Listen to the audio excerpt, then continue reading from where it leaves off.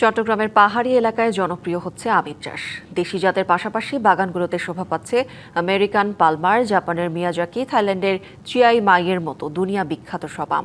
স্বাদ ও মানে অনন্য হওয়ায় চাহিদা তৈরি হয়েছে সারা দেশে। বাজারে দাম পাওয়ায় আম চাষে আগ্রহ বাড়ছে কৃষকের। জাপানের বিখ্যাত মিয়াজাকি আম, দুনিয়া বিখ্যাত এই আম এখন উৎপাদন হচ্ছে চট্টগ্রামে। ফটিকছড়ি উপজেলার বাগানবাজার ইউনিয়নের 4 তরুণ উদ্যোক্তার গড়া মানজিল অ্যাগ্রো ফার্মে মিয়াজাকি ছাড়াও রয়েছে আমেরিকান পালমার, থাইল্যান্ডের চিয়াংমাই, কিউজাই, রেড লেডি সহ 25 জাতের বিদেশি আম। বছরে 3 বার ফলন দেওয়া আমও আছে এই বাগানে।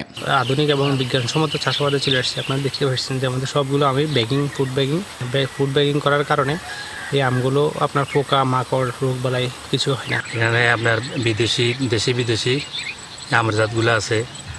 তারপরে আমাদের অন্যান্য আরও বিদেশি যে ফলগুলো আছে এগুলো আছে। প্রায় 100 জাতের 10,000 গাছ আমাদের এই বাগানে আছে।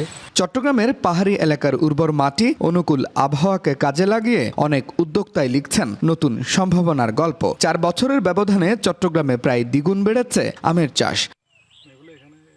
খামারিরা বলছেন বিদেশি জাতের আমের দাম বেশি হওয়ায় লাভও হচ্ছে বেশি। অনলাইনে বিক্রি হয় এই আমগুলো আপনার মনে করেন দেন কোরিয়ানে যায় আপনার কক্সবাজার, ঢাকা, তারপরে ময়মনসিংহ, খুলনা, বরিশাল, ফেনী বিভিন্ন জায়গায় যেতেছে। অনলাইনে সম্পূর্ণ আম বিক্রি হতেছে। এই বছর ইনশাল্লাহ 15 লক্ষ টাকার মতন বিক্রি করবো ইনশাল্লাহ। নগদ নিয়ে এলো হার নামানা হার অফার। সর্বনিম্ন 10,000 টাকা রেমিটেন্স নগদে পাঠালে থাকছে স্বর্ণের হার জেতার সুযোগ।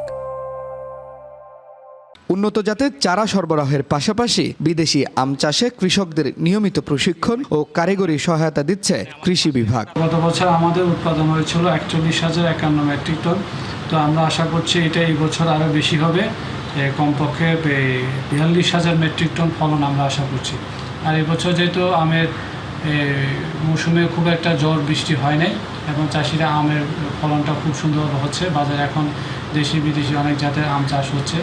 আশা করছি এই আম চাষ করে চাষিরা লাভবান হতে পারবে। একটা আম প্রায় 800-900 গ্রাম, 1 কেজির কাছাকাছি কোনোটা 1 কেজি হবে এবং অ্যাট্রাকটিভ কালার, সুন্দর কালার আসছে।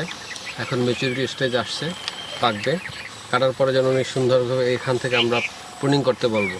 গাছ প্রুনিং করে এখন তারপরে খাবার দিতে হবে, কিন্তু গাছে গোবর বেশি করে জৈব সার দিতে হবে, তাহলে গাছে গ্রোথ হবে, ফলন আসবে। এবং আমাদের সাথে তার যোগাযোগ থাকলে আমরা তাদের টাইম টু টাইম বিভিন্ন রোগ মুখ পোকার সম্পর্কে আমরা তাদেরকে ধারণা দিব। একসময় রাজশাহীর আমের অপেক্ষায় থাকতো চট্টগ্রাম, তবে সময়ের ব্যবধানে এখন বন্দরনগরীর আম যাচ্ছে সারা দেশে।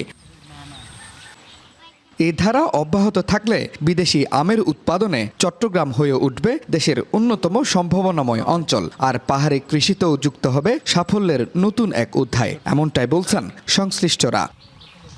Mujibul Haque, DBC news, Chittagong.